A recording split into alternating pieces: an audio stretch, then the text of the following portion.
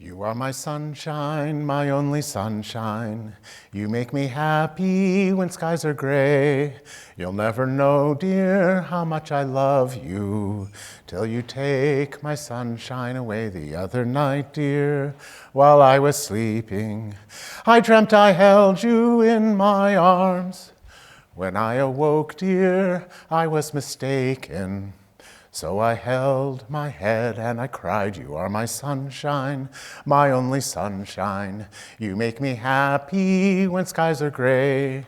You'll never know, dear, how much I love you till you take my sunshine away. It wasn't that long ago when I was diagnosed with cancer and I was given a 50% chance of surviving the year. Spoiler alert, I lived. In fact, just a couple of weeks ago, I went to my oncologist and it was the 5-year anniversary of discontinuing chemotherapy. And I was declared cancer-free.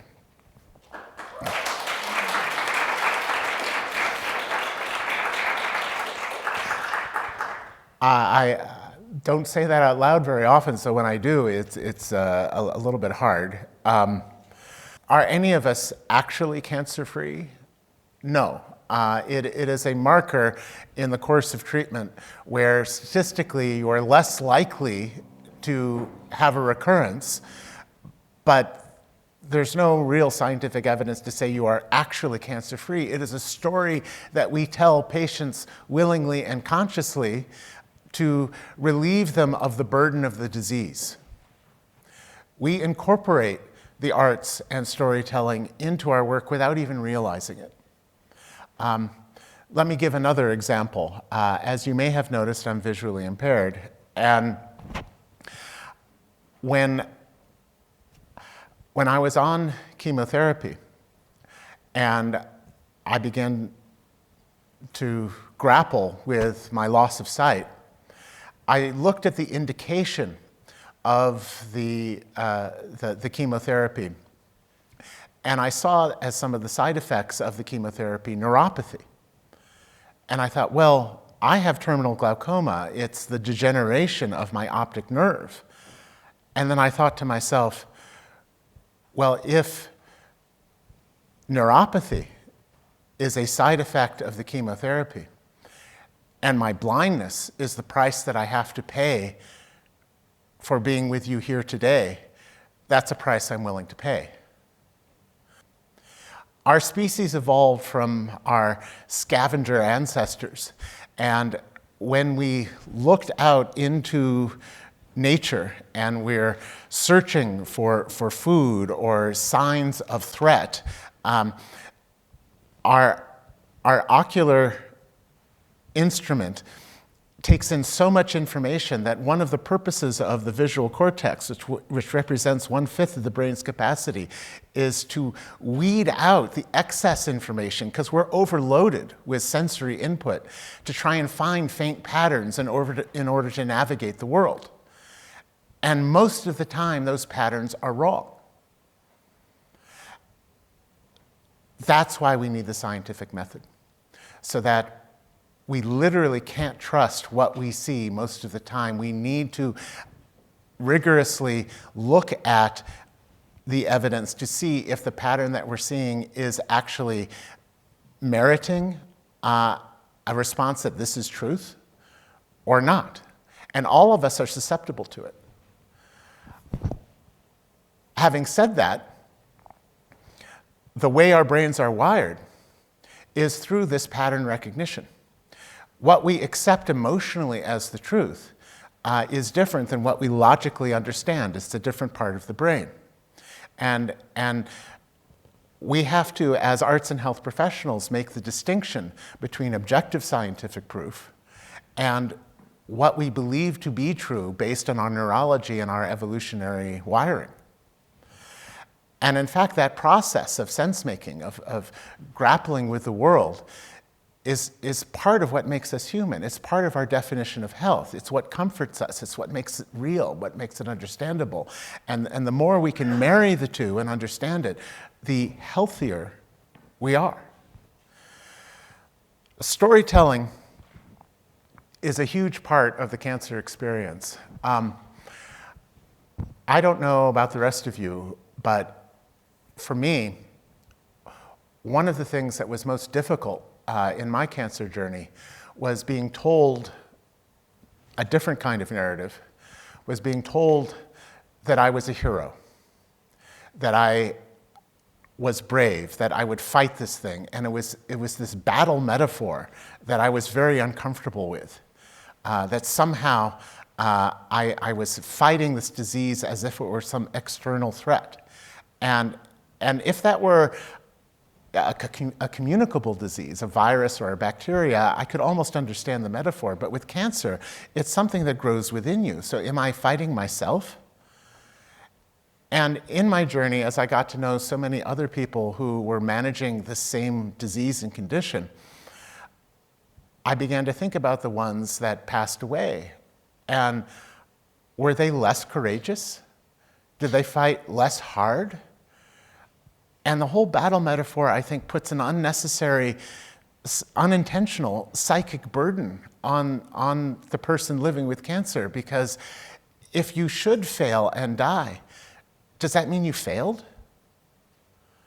And I began to understand the way veterans in wars bridle at the notion of being called a hero when they know that the actual heroes were the ones that didn't come home. They were the brave ones, not the ones who survived. So that narrative, that story of cancer as a battle has never fit well with me. So I began to think of what narrative does make sense to me. And of course, half of my life is in the world of the arts and the other half is in the world of science. And I began to think about, what is cancer? Cancer is, when we look at evolutionary biology,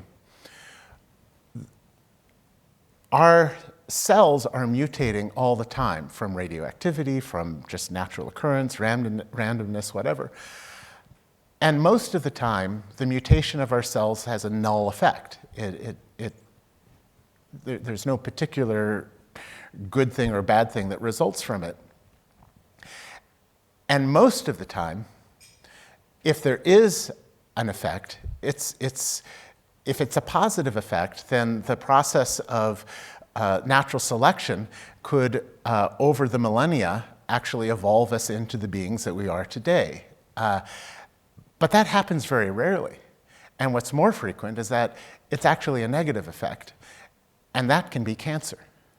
So in some ways, cancer is the price that we pay for evolution. This was the story I told myself to comfort myself. That works for a very small percentage of the population. I think for most people, if I were to say, oh, well, your cancer is the price that you pay for evolution, that's a cold comfort. It's like, well, I'll give it back then. I'd rather be a monkey. But it comforted me. The notion that our neurology is wired for storytelling goes back to this drive to make sense out of the chaotic world, to find meaning in it. And when something as catastrophic as cancer hits, there is a temptation to fall into nihilism. Why me? And of course, the answer to that question is, why not me? But our brains can't comprehend that. We have to find a reason. And it does go back to our hunter-gatherer selves and this notion of trying to make sense of the world. And I do think that both medicine and art come from a single fulcrum point in our evolution that changed the way we began to conceive of the world and conceive of possibility. In the brief life of our species, which in its modern form is only about 170 years old, at the midpoint in this brief life of our species, about 70,000 years ago or about, there was a moment where imagination was created. It was the midbrain revolution, a cognitive revolution. And at that time, that's represented in cave painting as the first imaginative drawings, where you see, rather than crude representation of humans and animals and hunting scenes, which had existed for millennia up to then, with very little stylistic change, no matter where you find it in the world, which is interesting in and of itself. Suddenly, for the first time, you see a human figure with an animal's head, something that does not exist in nature, something that had to be imagined. At about the same time, you have in the fossil record the first incidence of a healed femur. Now let's imagine what it would take to heal a femur at that point in our history. Up till that point, there was no example of any species on this planet that could have an injury that grievous and survive. And in fact, in the clan, in the herd, you would be a liability to the survival of the herd. You were expected to die. And yet in the human record, suddenly, there was this moment where that injury was healed. What did it take to do that? Well, it took the tribe, first of all, to conceive that that person could possibly live. Secondly, you had to imagine a technique that would allow that person to live. And thirdly, you had to imagine that it was worth putting the entire tribe at risk to protect that vulnerable person. That was a huge leap of the imagination. And it's no accident that it happened at about the same time as the first imaginative work, because hope is a creative act. Medical science and the arts were born in the same instant. The chain of human health is only as strong as its weakest link. That in order for health to have any meaning, we have to put aside our selfish interests and care for the vulnerable. That's the lesson that paleontology and anthropology teaches us. Now, that's a lesson that is still in flux. To this day, there is a conflict between those people who believe that we only protect our tribe and we jockey for position and too bad for the vulnerable, and those that believe that vulnerability is actually a call to duty. And vulnerability certainly is not an invitation to violence. That's a revolution that hasn't finished yet. And the whole planet is hanging in the balance of that question. But we're here to talk about cancer. When I realized that I had a problem, I had these terrible stomach pains, and I went to my doctor, and my doctor said, "Oh, well, there's an intestinal flu going around. Go home." And I spent the next 3 days unable to sleep, walking around all night, unable to keep food down, and I realized I can't even keep water down. I had to go back. So I went back and I explained the situation to my doctor, and he touched my abdomen, and he felt something, and he said, "I need to call the emergency room right away. You need to be admitted right away." So I go to the emergency room, and the attendees in the emergency room, they do a quick sonogram, and they call the chief surgeon, who was actually on vacation. And the chief surgeon comes in, and he looks at me, and I actually see fear in his eyes. And he says, "We need to operate as soon as possible. I'm not going to be able to consult with you on what I'm going to do. You're going to have to trust me. But this is it." And I said, "Well, what do you mean this is it?" And he said, Do you have a phone? I said, yes. You need to text those you love that you love them. Oh, shit. So what do you say in that situation? And I didn't want to alarm people and because what if you live? How embarrassing would that be? But I did put a post on Facebook that said, I'm about to go into the emergency room. I'm sure it's fine. I'll let you know how it goes when I come out, blah, blah, blah, blah. So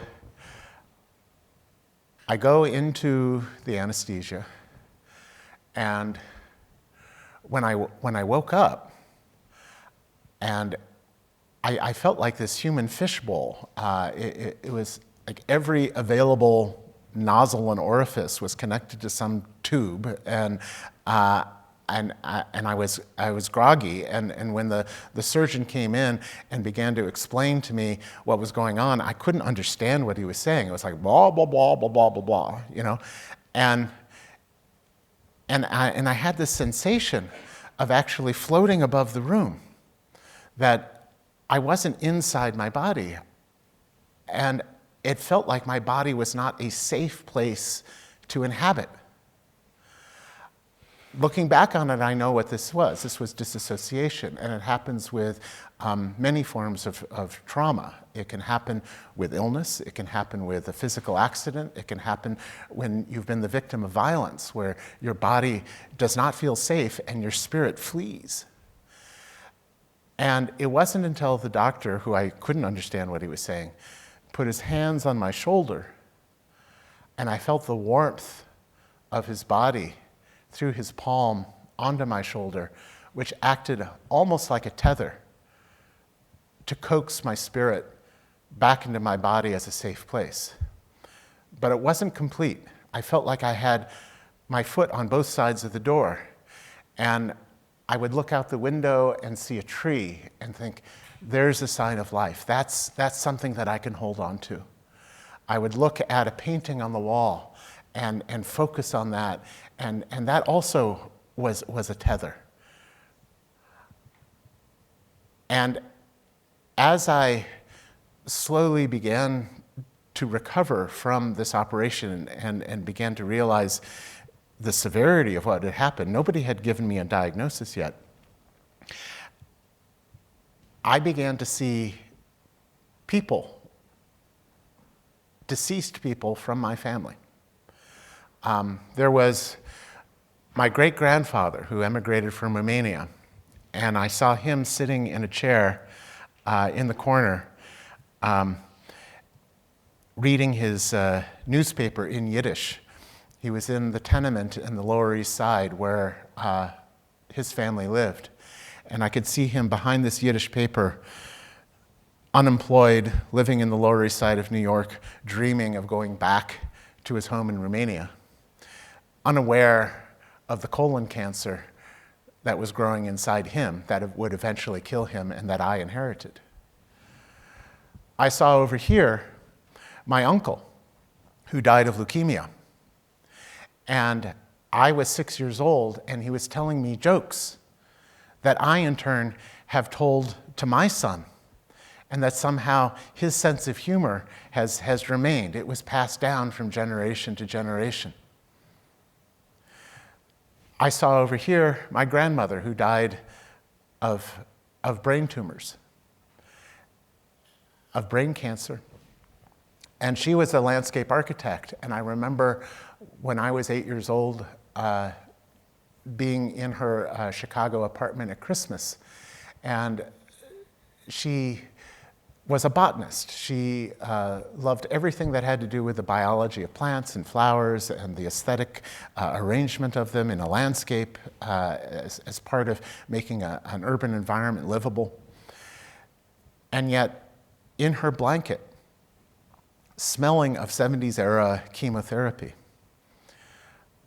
she would point to this Christmas cactus in the room that was in full bloom and would try and tell me, my 8-year-old self, how beautiful it was.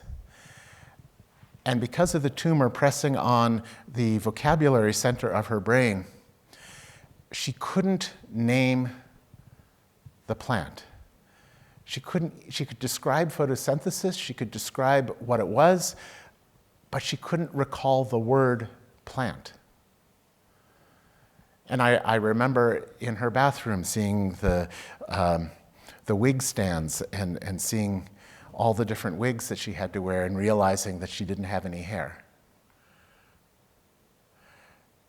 But then she stands up and speaks to my adult self in the hospital room, and she says to me, "It's not time." Now, were these apparitions spiritual events? Or is it possible that maybe the morphine had something to do with it? I'm willing to bet it's the latter. But I did start feeling this connection and this realization that cancer runs in my family, that this is a part of the heritage that I've inherited. So eventually, after a few days and a second operation to close the wound, I've recovered enough where I go to the surgeon and he gets back the lab results and he sits me down and he tells me out loud for the first time that I have stage 3 cancer. And he says, "You have just entered a new room and the door has closed behind you, and you must now get used to living in this room." And I wasn't sure what he meant by that, but I began to realize the entire world had changed. It was physically the same, and yet now there was this urgency. When he told me that I had a 50% chance of surviving the year, you think, well, what am I going to do with that year? What am I going to say? How am I going to occupy myself? And when cancer hits, it's like a catastrophe in slow motion. There is so much time to ponder your fate. And I don't know if that's a good thing or a bad thing, but it becomes this reflective condition where you begin to think about why you're here and what is the point? And do you fall into the temptation of nihilism, or do you find the faint pattern that comforts you and you choose that as your meaning? There were a number of weeks where they were allowing my body to strengthen itself before beginning the chemotherapy. And when the chemotherapy began, I did not react well to it. My feet blistered, the palms of my hands blistered, my mouth blistered. I couldn't walk, I couldn't hold things, I couldn't speak. Most of my communication was through facial expression, or when I tried to speak, I tried to limit it because it was just too painful. And I remember some of the sessions in the oncology ward where I would see my fellow patients who we never really got to know each other because we were afraid to make those kinds of connections, but there was an acknowledgement that we were going through the same condition, but none of us wanted to be there, so we didn't want to actually know too much.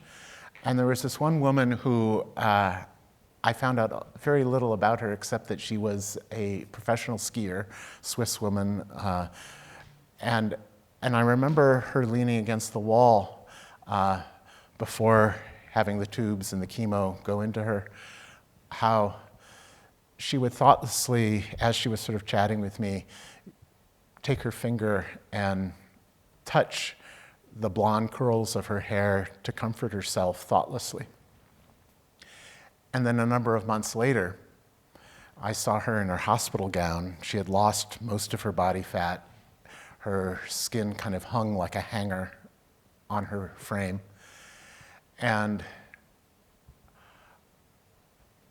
she tried not to notice me, but then realized that I recognized her, and it was sort of a half smile, and then her hand thoughtlessly went up to comfort with her hair until she realized she didn't have any hair anymore.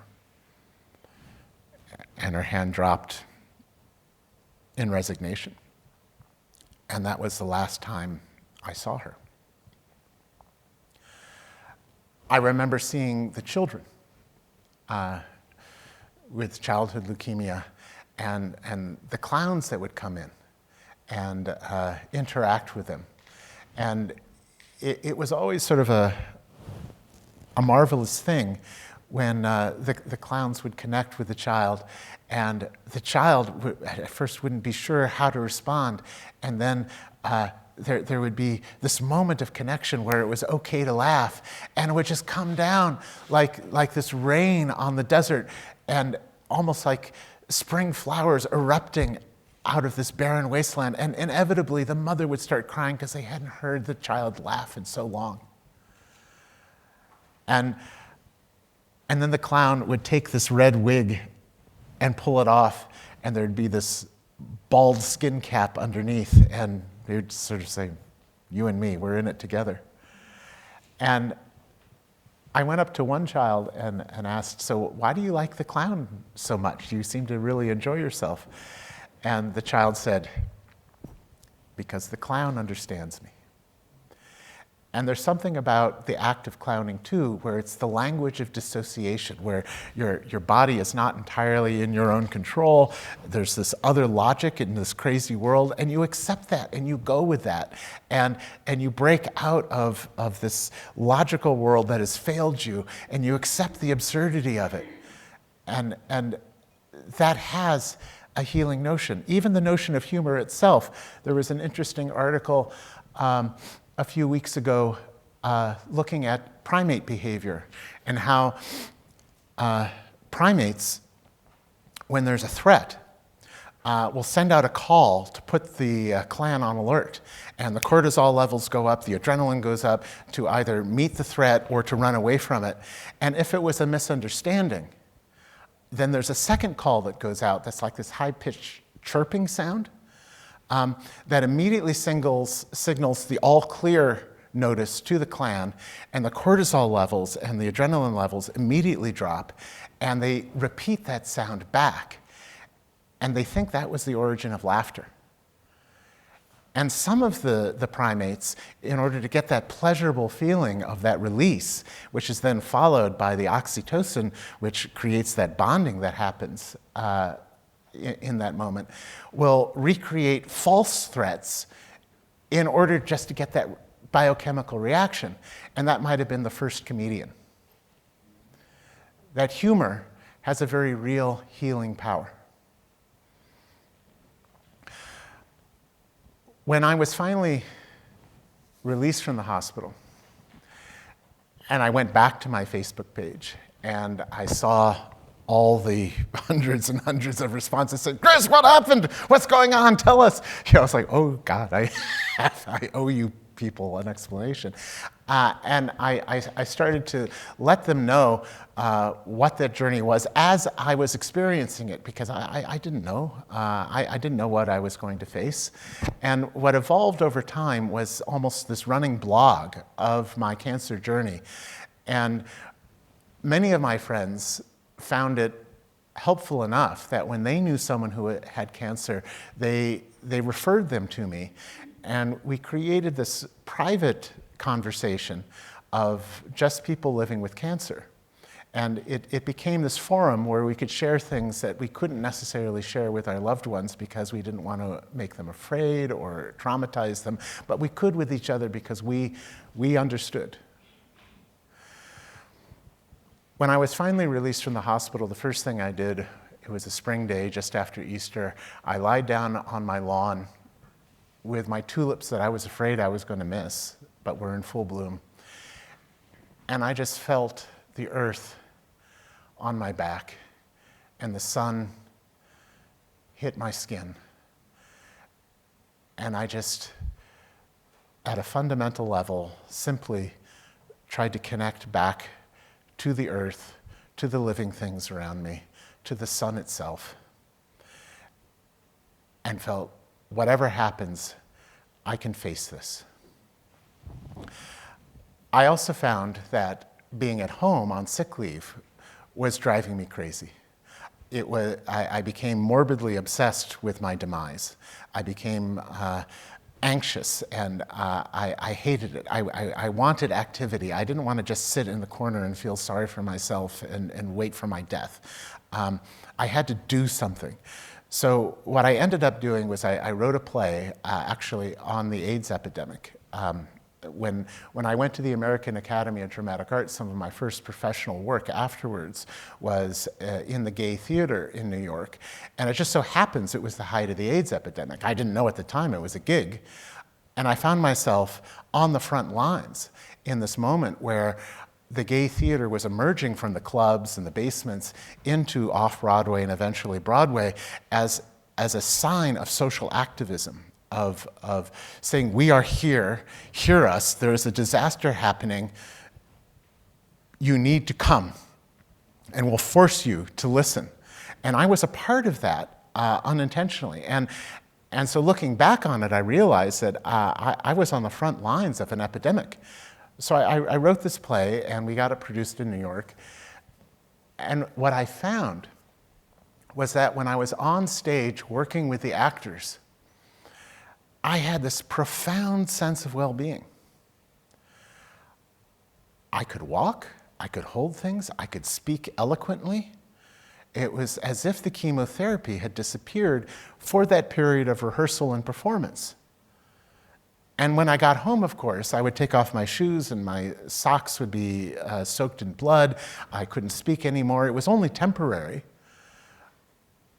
But in that moment of performance, I was well. Now, why is that? Is it because it was a distraction? Was the deep aesthetic experience just making me forget that I was in extremis? Or is it possible that the deep aesthetic flow had an analgesic effect? And sure enough, in some of the research that we've done since, it does. There are certain biochemical reactions that have a slight analgesic effect, but I wouldn't want to exaggerate that because it's about the same level as you get from eating chili peppers. You know, I think it's something more than that. And looking back on it, I think it has everything to do with this quest for meaning. That yes, I survived, and perhaps the aesthetic experience of what I was doing during my chemotherapy helped a little bit, creating a more healing environment that might have boosted me a little bit to survive. But I don't think that's actually what matters, because the arts are not about curing anything. The arts don't cure cancer. The arts heal, which is different.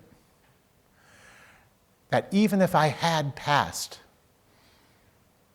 my journey would have had authentic personal meaning because of that artistic engagement. That's the point. When that blog began to grow, and it never got more than about 30 people because there was a natural attrition. Some people you would leave for one of two reasons. Either you were cured or not.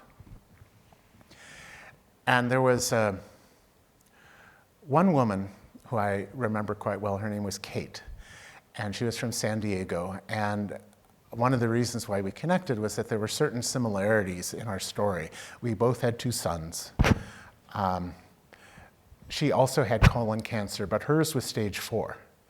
And from her description of what she was going through, I had done my own personal research, and I knew that her prognosis was dire. It wasn't likely that she was going to live. And yet, she was so positive. And when we would message each other and talk to each other, she would talk about the positive visualizations that she would go through, the yoga, the breathing exercises, the positive imagery, the crafts that she would create, how she would engage with her sons and her family, and the music she would listen to. She was so positive and so convinced that she would be cured if she could only be positive enough that I began to believe it as well. Having said that, as positive as she was, she of course had anxiety about the future. And like most people in that situation, myself included, the fear wasn't so much the end of our lives, because we're not going to be around for that. Once you're dead, you're dead. Our real anxiety was the effect it would have on the people that we loved. And it was just too heartbreaking to imagine the pain that we'd be causing our sons if we were to pass. And she didn't know how to deal with that. And I said, well, what I did, what I felt was helpful, was I actually wrote letters to my sons at certain milestone points of their life. So at high school graduation, at marriage, at the birth of their firstborn, or whatever else, to describe how I felt, how proud of them I was, so that they would know. It would be a message to the future if I shouldn't make it. And she thought that was a good idea, so she bought some very nice stationery, some calligraphic pens, she lit candles, and she sat down to write these letters to her sons. And she stared at the white blank pages, and she suddenly had this premonition that as soon as that black ink stained that pristine whiteness of the page, she was going to die. And she couldn't do it. And then she got depressed that she couldn't follow through on the idea. And then I got upset because I gave her the idea and I was causing her pain. And I said, well, maybe there's something we can do. As an actor, there's something called sense memory that every actor learns how to do. It's from Stanislavski. Proust wrote about it with the Madeleine and Remembrance of Things Past. It's if you can describe the sensual taste and smell, sound of something, you can unlock deep memory. You can free yourself of the conscious limitations of your mind. You go to the midbrain. You go to that center of personality. And I said, let's try that as an exercise. So I would ask her questions, and she would describe the way her sons looked at high school graduation with a little bit of razor burn and stubble on their face, and the embarrassed pride that they felt at graduation, or the moment that they would bring in their significant other to introduce into the family, and the smell of the nervousness of them, or presenting the firstborn child and being able to see in the eye of that child the glint of humor from their long-dead grandfather.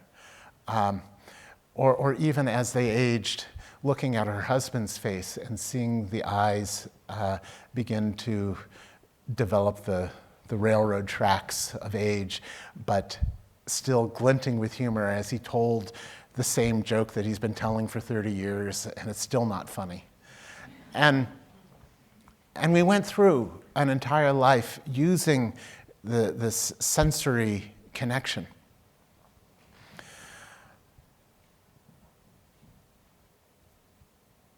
A few weeks pass, and I see on Facebook a notice that she had died. And the eruption of grief from her extended network was heartbreaking. It was like the fabric of her life, the thread had been pulled and it threatened to unravel.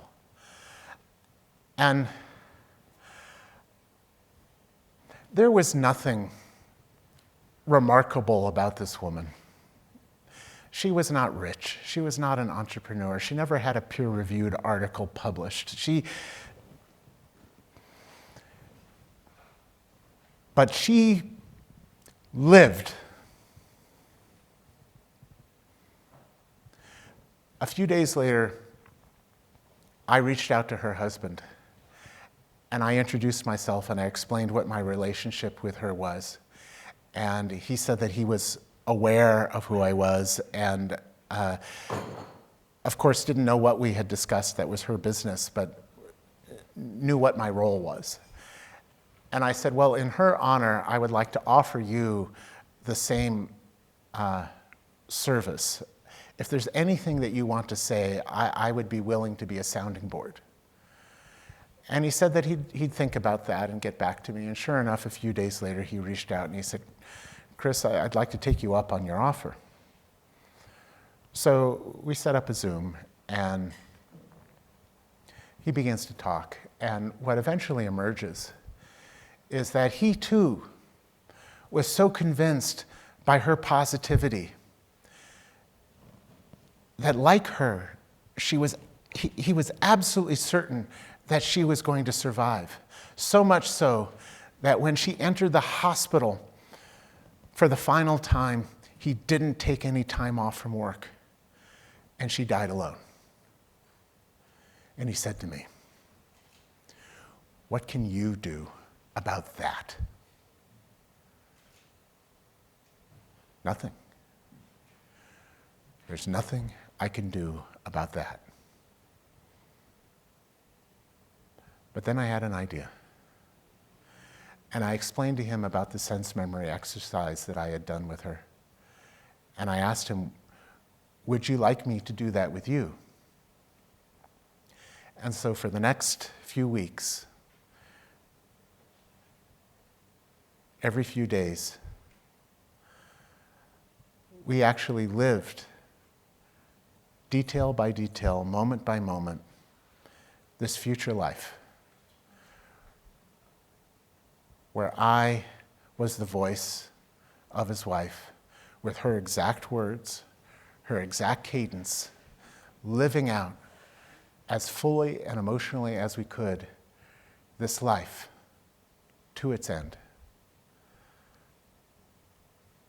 A life that never happened.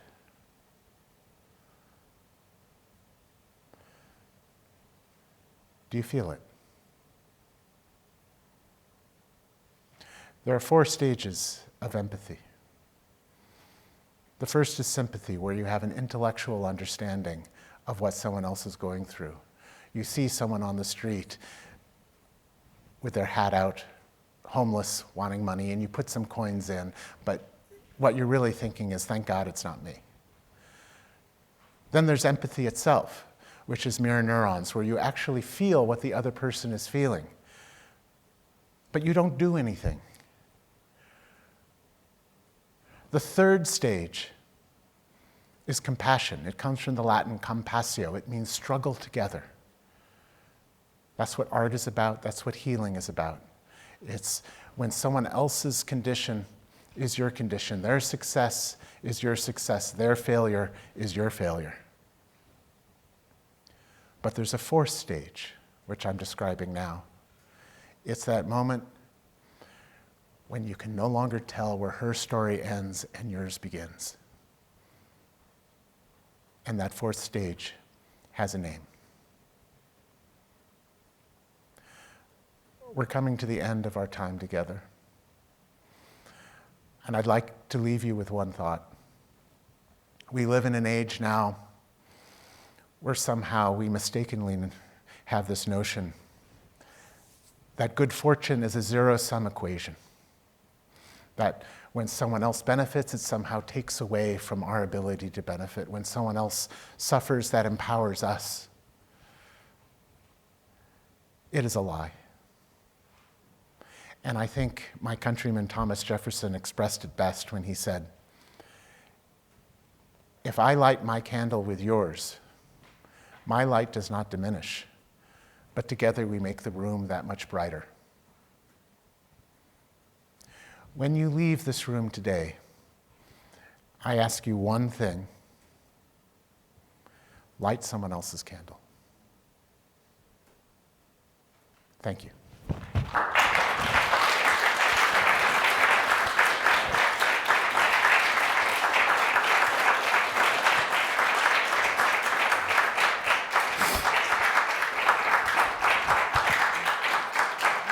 Niels, we should do a time check. I don't know if we have time for interaction or we should go to...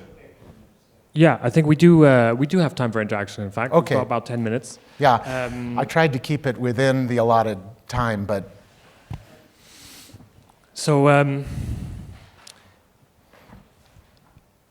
the floor is open.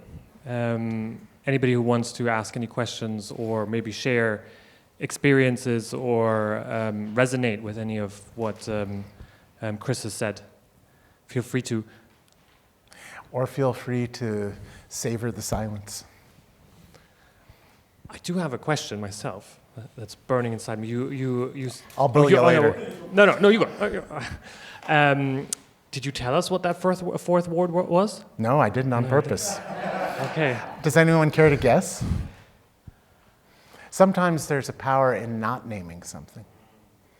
But can anyone name it? What is the fourth stage of empathy?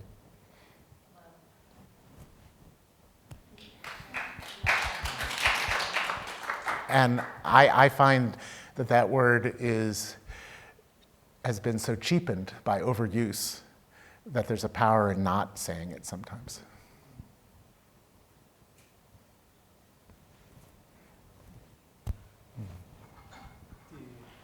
Sorry, I'm not very familiar with this sense memory exercise, but I tried to understand the concept. Oh, sure. Would you like me to go into a bit more detail? With one more question, do you have to have, there's a notion that to have empathy, that there needs to be something bad that has happened. But sometimes, yesterday we were talking, by listening to the patients who came here, there were very young patients who would have gone through stroke, which, as I said in my introduction, they shouldn't have gone through that strokes, they are very young. And then some of us who are together, our loved ones, might not have had that stroke. There's nothing to start from something that has lost. But still, as you said, there's a positivity and sense memory exercise, the life that we have not lived to bring in, even without going through the cancer or a stroke. How that connects to the people who have not gone through that kind of suffering or self-realization or post their life, but only seen that others have faced it. This is where I was trying to make the connection, how that sense memory exercise, how does that come to a conversation when you have not experienced it, but still you have seen others suffering from it? Well, that's actually a question that every actor has to ask themselves professionally. Do I have to murder someone in order to play a murderer? And the answer, of course, is no. That's why we have imagination. And I think what's beautiful about the healing power of art is that there's a safety in the lie. If we were to truly believe something 100%, our emotional firewalls would come in and prevent us from feeling that. And when we enter this magic circle of the performance space, there's a bargain that we make with ourselves that we call the suspension of disbelief, where we accept that this is a lie, and that frees us to actually feel the full emotional impact of what's happening and explore that, knowing that it's a lie, using our imagination. So we can watch a gangster movie and live vicariously through this person having the same kind of negative drives that we all feel but are embarrassed by and society says we shouldn't have. And yet, as long as that gangster gets killed in the end, we can fully enjoy it, right? Vicariously. It's this safe space. And I think understanding that complexity is important because being in fully living in that safe environment of that theatrical space allows you to work through these things without the same kind of consequence, that you can't do in life. And those actors that don't make that distinction actually have very difficult personal lives. You have to keep it on the stage. Yeah. But the other thing is this whole notion of catharsis as well, that Aristotle described the moment of catharsis as that moment of shock and awe, where you come to that point in the play where suddenly you realize the truth of what's been happening, but you also realize all the hidden moments that have led to that truth that you just didn't see. It becomes revealed in that moment. And shock and awe, a way of translating it, is that moment of surprise and inevitability. And when you think about it, it's logical, because if you have a plot point that is simply a surprise, but there's nothing leading up to it, you're shocked for a moment, but it dissipates. It's just an instantaneous reaction. Or if something is inevitable, and you've seen it leading up to something and it's too obvious, then you go, okay, saw that coming. It doesn't have the impact.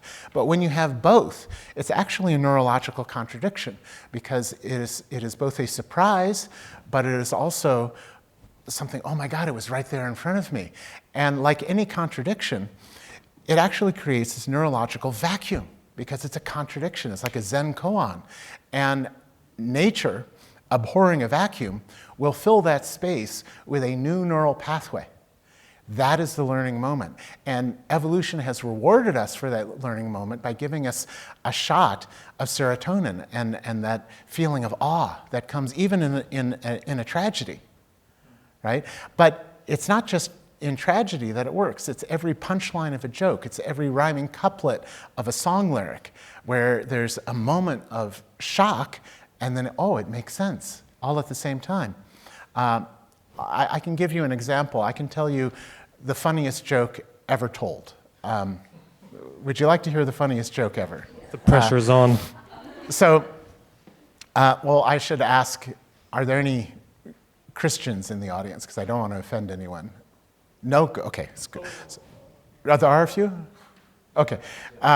So Christ is walking down the street, and he sees this crowd of people gathered. And they're all upset, and they're yelling, and they're screaming. And he comes up to one of them, and he says, so what's going on? He goes, oh, we're stoning some witch. And Jesus, of course, being Jesus, gets upset, and he runs in front of the crowd, and he sees this poor woman getting pelted with stones, and he throws himself over the woman, and the crowd falls silent.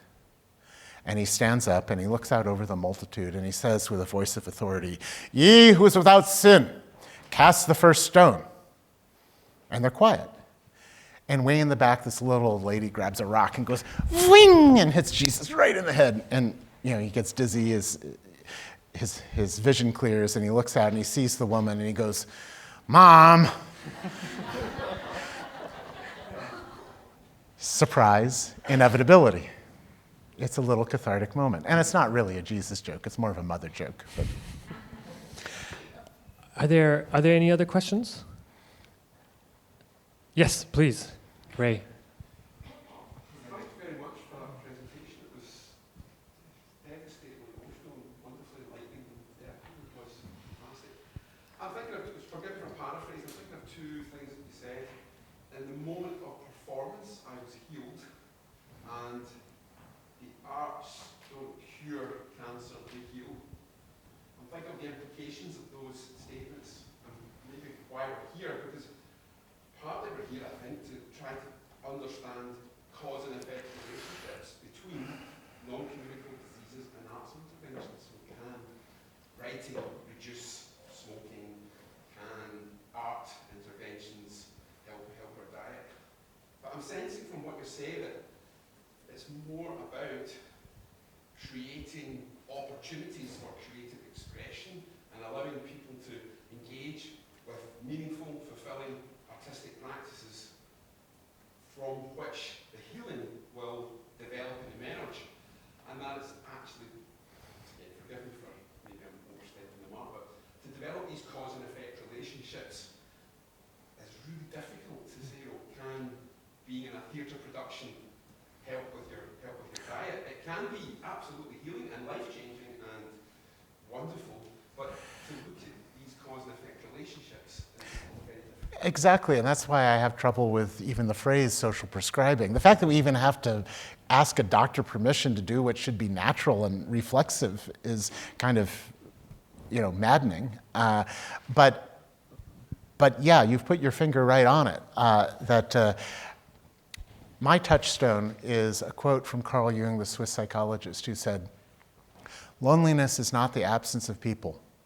Loneliness is the inability to express what matters to you most." That's the healing aspect of what we do.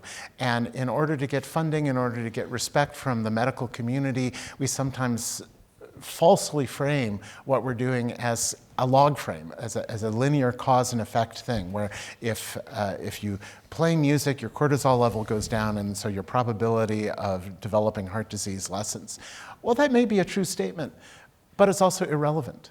It's not really the power of the arts. It's not a linear process. Most of the benefit is not predictable. It's not linear. It's complex. Why does music have this tremendous effect on Alzheimer's patients, on dementia patients? And why doesn't it last? Because music does not fix the broken neural pathways. Because music is an all-brain experience, and you can see it with the MRIs, in that moment, the brain will find a path because of the musical experience. So you'll have this window of recognition, of joy, of a release from anxiety, of memory, of connection, that will almost immediately close. And there's a tendency to think, well, if it's not a cure, we walk away. But that's not what the human experience is. Those moments are forever. And they are incredibly meaningful, not just for the person, but for the caregivers around them, to be reminded of who that person is deep inside that's been covered over by this condition. I mean, if cure is the only acceptable alternative, then most people will be abandoned. That's not our mission. Yeah, our mission is to heal, not to cure. And is the purpose of medicine to lengthen life at all costs, no matter how much suffering we go through to achieve that? Or is it to make sure that you've actually lived a life in the first place? And that's what the arts can give you.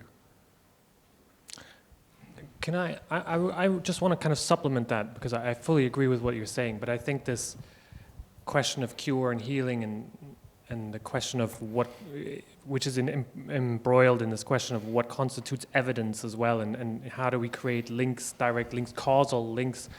I think it's a game that gets played on both sides. I mean, it's not just within, it's not just the burden that, the humanities or the arts entering into the scientific world has to carry. It's also on the other side, it's, I mean, for instance, salient example is the idea that washing your hands will help to prevent the spread of COVID-19, or it's impossible to prove. There's no evidence, there's no conclusive evidence to show that in community settings you can, by washing your hands, you prevent the spread of COVID-19. It's very, very difficult to make that causal connection. There's a lot of circumstantial evidence that it can help in clinical environments, in other settings. It makes sense logically, it has limited risk or hardly any risk, at least if you don't have a skin condition. Like being declared cancer-free. Right, exactly. So there are reasons to do it, very good reasons to do it, but there is not that myth of the direct causal link gets told all the time in healthcare settings as well. It's a very, very difficult bar to reach in many settings. So well, I think we kind of have a dual challenge. On the one hand, it's trying to say, look, let's not get shoehorned. Let's not let the arts be shoehorned into this causal link requirement, But on the other hand, I think there's also something we can introduce into the medical conversation, into the kind of public health conversation, to say that link, that causal link that we're, the Cochrane collaboration kind of link, is also pretty problematic. If you look at the top, I don't know if you know about Cochrane collaboration reports. It's kind of the place you go to for meta-syntheses and things, like the best form of evidence. If you look at the top 10 Cochrane collaboration reports, I would say 90% of them all say, we're not 100% sure, you need more research. We need more research is needed. More research is needed, right? I think one of them is, should you take vitamin C if you've got a cold, right? People are constantly asking that, always downloading that. We don't know, right? So that myth, the myth of of medicine, the modern myth of medicine. The storytelling. The storytelling is also something to. Well, and very briefly, just to augment that, there's no sticky problem out there that can't be explained by a joke. What is the difference between a mathematician and a statistician?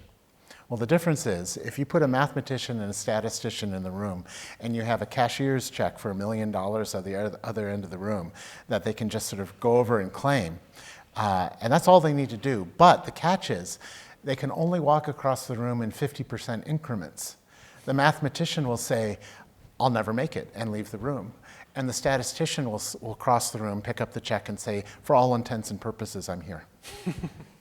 That's the difference. Statistically significant. Yeah, and in public health in particular, it's fueled by statistics, by probability. It's not universal truth. So when we declare someone cancer-free, there's a probability there that is truthful. There isn't a hard and fast reality to it, that it's two different stories, two different ways of looking at the same problem. Can I ask one more question, Chris? I actually don't know I don't have my phone here, so I don't. Okay, so we got about 10 minutes. But and this is a very different track, but one thing that struck me about your stories, several times you mentioned your doctors and the kind of the way that they related to you, the things that they said to you. Which Swiss doctors are good, yeah. Are good? Yeah. Oh, okay. So I don't know if you're being sarcastic or not. No. Okay, because I felt that some of the things that they said to you, some of the kind of from a level of authority, from a level of kind of this is what we need to do. I'm not going to explain anything to you. They did explain. I just didn't understand. Oh, right. Okay. Well, I'm just so maybe I'm coming to this out of a false conclusion, but I'm wondering.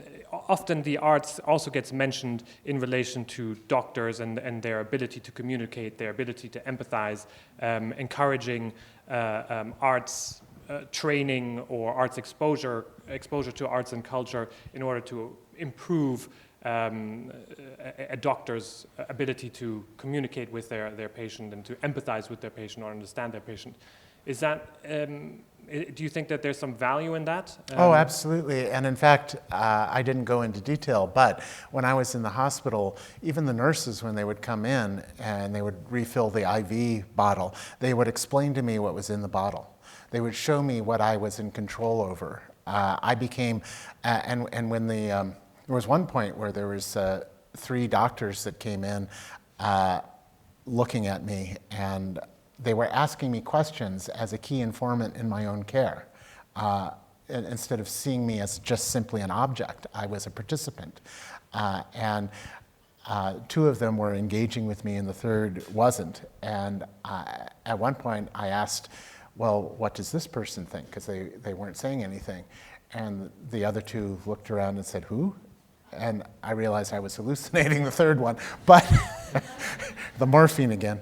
But they were engaging with me positively, and the sense I got from the surgeon too was, I had this image in my mind of him being this craftsman, like a Swiss clockmaker, and in my morphine-induced state, I began to imagine in my surgical wound at the hour this cuckoo coming in. It's like a crazy thought.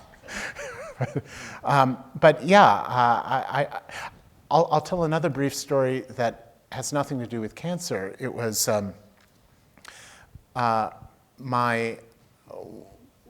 when I was becoming diagnosed with blindness and terminal glaucoma, and it's this notion of hope. How much should a doctor tell you or not, right? When I first was diagnosed, and the doctor told me that I needed to get the white cane, I needed to get the tinted glasses, I just rejected it. I thought, that's not me. You want me to sit on a corner with a tin cup and sell pencils? I mean, no. And they said, well, it's your choice, but why don't you think about it and come back in a couple weeks? So I did, and it was around Christmas time, actually, this time of year. And he asked me, what's that on my forehead? And I said, what? And they said, well, there's this string of bruises of different colors, like a string of Christmas tree lights across my forehead. There was a red one, a blue one, a yellow one, a green one, a purple one. And I said, oh, well, this bruise I got when I walked into a lamppost. This one I got when I hit the corner of a kitchen cupboard. This one I got when I tried to plug in an electrical plug into the socket and I hit the wall. This one I got falling down the stairs. And he said, you need the cane. And I said, well, isn't there a surgery that can be done? Isn't there a medication? Can't we just rejuvenate this shattered optic nerve of mine? And he said, no, there is no cure. And I'm telling you this honestly because I don't want you chained to the tyranny of hope. And I said, are you telling me there's no hope? And he says, no. The hope isn't wishing for a miracle cure or to change a situation that's outside of your control. The hope is taking the assistive technology and embracing it and you transforming. That's the hope. And so my journey in cancer, in blindness, is not about wishing it to go away or denying the medical reality of what I'm facing, but embracing my own transformation, finding my own personal meaning, and metamorphosing into this new person, and finding the beauty in that. That's also the difference between curing and healing. Hi, good morning. I'm Mafalda, and I'm a medical student and also a musical theater student. So I'm aware of Stanislavski method. And with that, I want to ask you, do you think it would be beneficial, because this year was my first year of internship in the hospital, and I saw a lot of people dying of cancer, like there was no hope, they were in bed for days, and everybody knew that they were going to die. And that was, for us, it was very sad to see someone like reduced to that bed.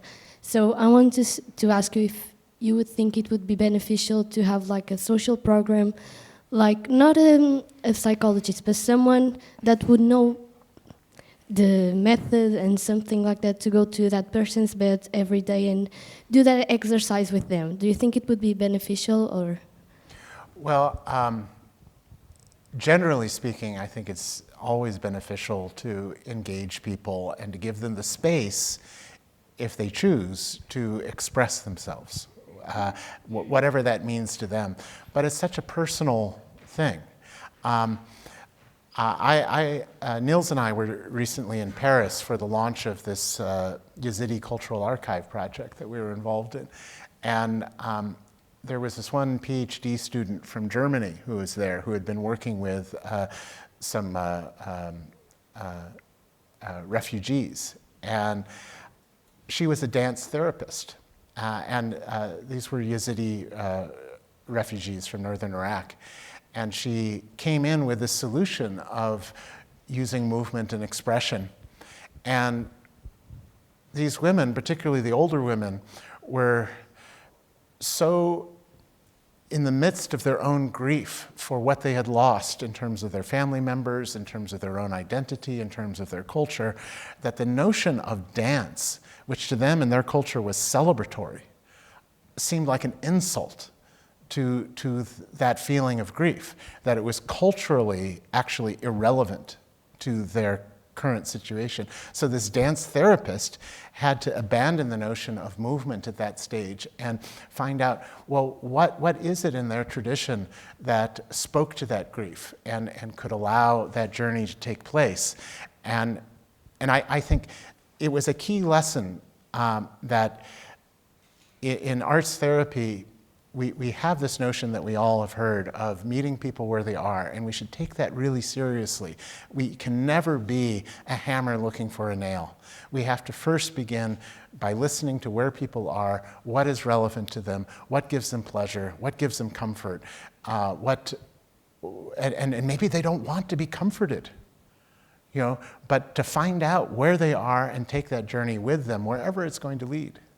And so to answer your question obliquely, I don't think my solution necessarily is universally replicable. It was unique to that situation.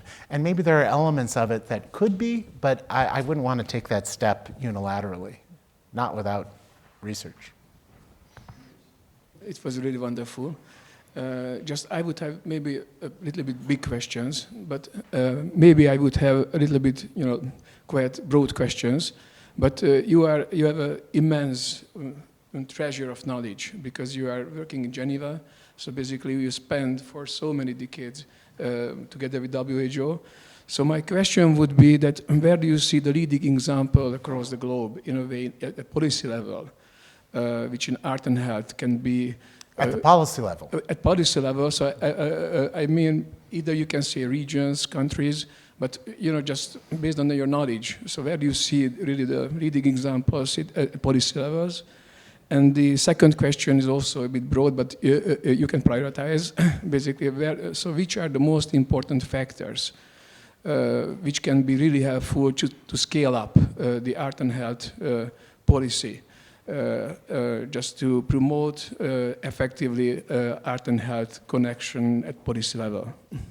Well, I think at the policy level, many of the European member states are leading the way, and it has a lot to do with the rich conception of their own identity as bastions of culture, of knowledge production, of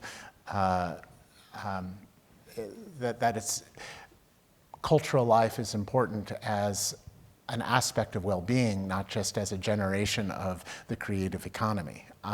And I think the US is waking up to that to some degree, especially with the White House's executive order a few weeks ago on investing in cultural institutions explicitly for community health. But I think at the policy level, Europe probably has more member states that are waking up to this idea. But it's not always about policy. During the pandemic, we had some projects with the Navajo Nation in the US. And we had this Zoom town hall meeting with some artists in the Navajo Nation. And I was asking some obvious but perhaps naive questions to them.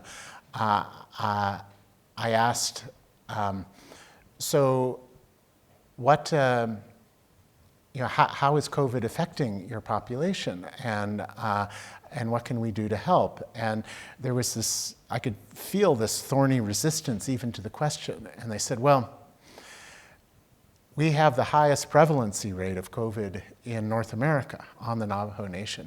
And I said, is it because of a fragile health system? He said, well, we don't really have a health system, but that's not really the reason. I said, well, what's the reason? Well, at the beginning of the pandemic, a evangelical minister came and at a super church on the Navajo Nation bussed much of the population to this central point to hear this sermon about how to protect yourselves from COVID, all you really needed was to have faith in Christ. That was the super spreader event that infected the community. So there was this antipathy to outside promises of help because of experiences like that throughout their history. And the notion of epidemics carries this transgenerational trauma with indigenous peoples all over the world, intentionally or otherwise. It is loaded for them. And I said, well, what about mental health support? And they said, well, occasionally we get some psychologists who come in, but their whole approach with this individualized talk therapy and plumbing into your past, it doesn't make sense to our own sense of our identity. We're about the community. And I said, well, give me an example of that. And so one artist described how her mother had been sexually assaulted on the Navajo Nation. And when she had sufficiently recovered, her daughter said to her mother, what she got her permission to do this public work of art. And so on this building, 2 stories tall, overlooking the alley where she was assaulted, she painted this portrait of her mother looking proud. Not only did that give her mother a sense of refinding her own identity and reclaiming her body. But crime in that area dropped to zero. That's an example of a community approach through art.